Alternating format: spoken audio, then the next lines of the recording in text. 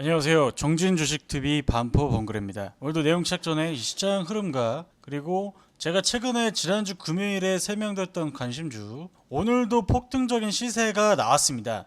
이 부분 간단하게 좀 설명드리고, 그리고 이번 주에 이 추석 연휴를 앞두고 여러분들께서 어떤 식으로 좀 방향을 보면서 대응을 해야 되는지에 대해서 좀 설명드리는 시간 갖도록 하겠습니다. 내용 시작 전에 좋아요, 구독 버튼, 알람 설정 필요해 주시고, 그러면 지난주 제가 금요일에 어떤 종목을 얘기했나요? 제가 여러분들께 정말 올라갈 수 있는 종목을 드리고 있습니다. 이 보시면 9월 2일이죠. 9월 2일 세아베스틸 지주 급등 관심 종목 설명을 드렸습니다. 자, 그리고 두 번째, 제가 또 어떤 걸 얘기 드렸죠? 바로 사마알미늄, 내일 급등 관심 종목 사마알미늄에 대해서 제가 정확히 9월 2일에 얘기를 드렸습니다. 자, 그러면 이 차트 흐름 간단하게 좀 보고 좀 설명을 드리도록 하겠습니다. 자, 일단 여러분들이 세아베스틸 지주 보시게 되면 제가 9월 2일에 영상을 찍었잖아요. 이때 보시면은 제가 이 관련해서 이 수소 이슈와 그리고 여러가지 급등 나올 수 있는 만한 이 거래량이든지 이 차트 해석도 좀 해드렸습니다. 오늘 어떻게 됐죠? 오늘 주가가 고가 12%까지 상승을 하는 모습. 그러니까 여러분들이 제 관심주를 잘 활용하시면 정말로 수익이 나온다. 그래서 이 세아베스틸 지주 12%좀 급등을 보였습니다. 자, 두 번째 관심 종목 제가 하나 또 알려드리도록 하겠습니다. 자, 사마알미늄 제가 9월 2일에 찍었잖아요.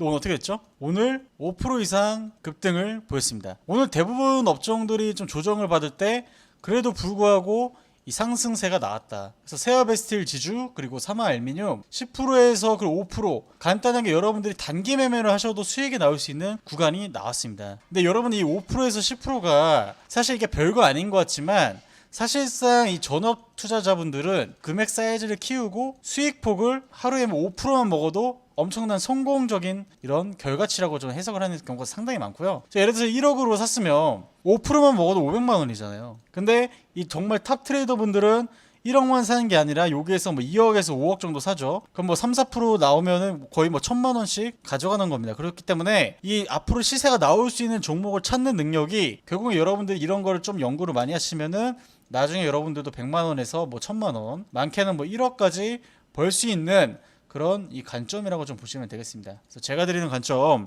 잘 들으시고, 자, 그래서 오늘 간단하게 또 이제 시장을 좀 보고, 그리고 오늘 관심주는 제가 딱 한 종목만 준비를 했습니다. 그래서 여러분들이 그 종목 좀 잘 참고하셔가지고 도움이 되셨으면 좋겠습니다. 자, 그러면 오늘 간단히 좀 시장을 좀 설명드릴게요. 여러분들 제가 요게 구간에서 이 역별 구간을 돌파할 만한 글로벌 증시에 호재가 없잖아요. 근데 호재가 없는데 여러분들이 아무리 수익을 내고 싶어도 이 보유주 2200개의 우리나라 코스피 업종에 있는 이 종목들이 지수가 좋지 못하면 당연히 하락을 할 수밖에 없어요. 근데 이번에 최근에 들어서 이 고용 지표나 또 실업률 지표가 사실상 이제 미국 금리를 22일에 FOMC에서 금리를 뭐 0.75%까지 올릴 만한 또 명분을 금요일에 못 만들었지만, 또 러시아에서 지금 최근 들어서 이 석유 화관제에 대해서 상한제에 대한 이슈가 계속 나오고 있잖아요. 그러니까 계속 지속적으로 지정학적인 리스크와 그리고 환율적인 부분, 아직 유로존의 금리를 올리지 않았기 때문에 이 달러가 약세로 전환되고 있지 않은 흐름을 좀 보이고 있어요. 그렇기 때문에 사실상 증시가 이번 주 우리나라 추석이잖아요. 추석 연휴 앞두고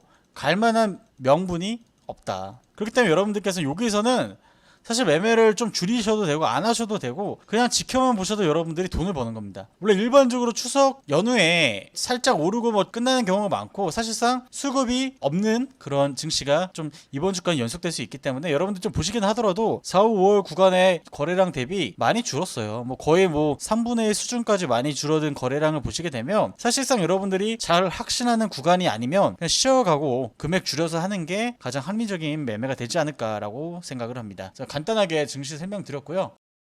자, 그럼 여러분들께 오늘 제가 갖고 온 이슈 한번 보시고 여러분들이 좀 선택을 하셨으면 좋겠습니다. 자, 일단 여러분들 최근 들어서 어떤 이슈가 있죠? 지금 경기 침체 가능성 때문에 이 유가가 120달러까지 갔다가 지금 이제 80달러 후반대, 뭐 90달러 초반대에서 유지를 하고 있어요. 그러니까 많이 빠지긴 했습니다. 한 30% 정도 넘게 유가가 좀 빠지긴 했는데, 근데 여러분들 그래서 어떤 이슈가 났죠? 경기 침체가 되면 당연히 원유 수요가 줄 거 아니에요. 공장도 덜 돌리고 사는 사람도 적기 때문에 당연히 이 수요가 줄어들 수밖에 없습니다. 그럼 이 산유국 입장에서는 사실상 이 증산을 하기가 어려워요. 여러분들 그 올해 유가가 많이 올라가지고 이 산유국들이 거의 10년 만에 재정 적자를 면하는 드디어 흑자를 만들었어요. 10년 만에. 여러분들 잘 생각해보세요. 10년 만에 이 재정적지가 계속 집안의 돈을 잃다가 오랜만에 이제 돈을 버는 시기가 왔는데 갑자기 미국에서 유가를 더 많이 생산을 하라고 하면 여러분들께서는 생산을 쉽게 할 수 있을까요? 당연히 어렵습니다. 그렇기 때문에 이 오펙에서 이번 회의 때 이 감산을 결정할 수도 아직 결정되지는 않았지만 지금 증산을 하기가 어렵습니다. 특히 이 사우디가 친미 성향이 강하지만 사우디에서 최근 들어서 여러분들 많이 들어본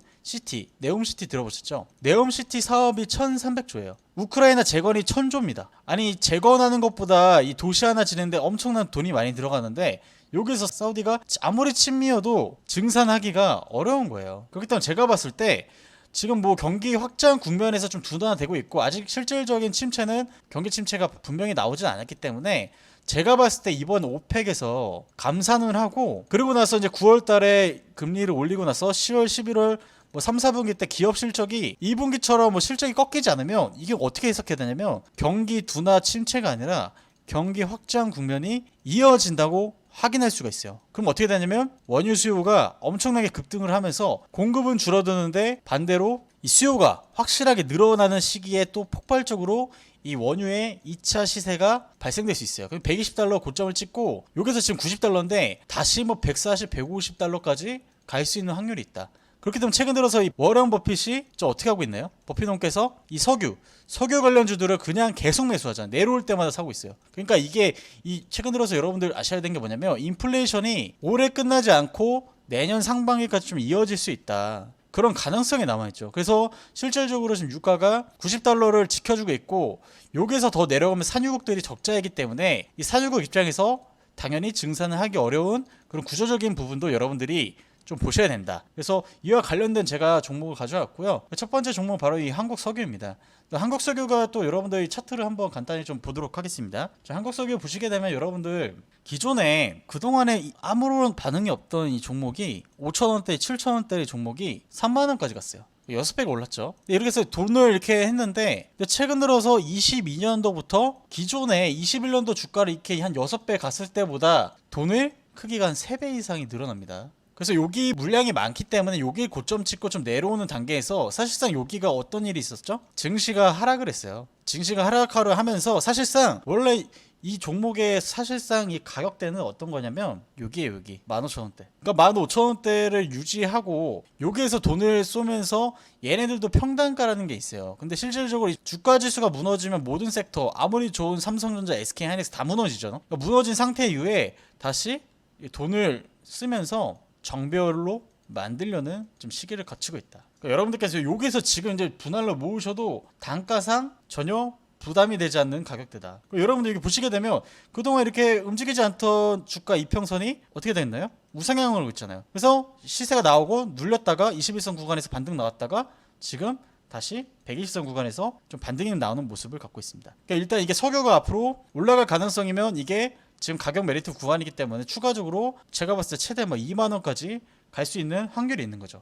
거기다가 또 여러분들 이슈를 하나 또 제가 설명드리면 예전에 대북 관련주가 18년도에 엄청나게 시세를 갔잖아요. 근데 그때도 이 한국석유가 이 철도 그리고 이 도로 건설에 대해서 능력치를 갖고 있었기 때문에 아스팔트의 강자라고 엄청나게 시세를 간 기력이 있어요.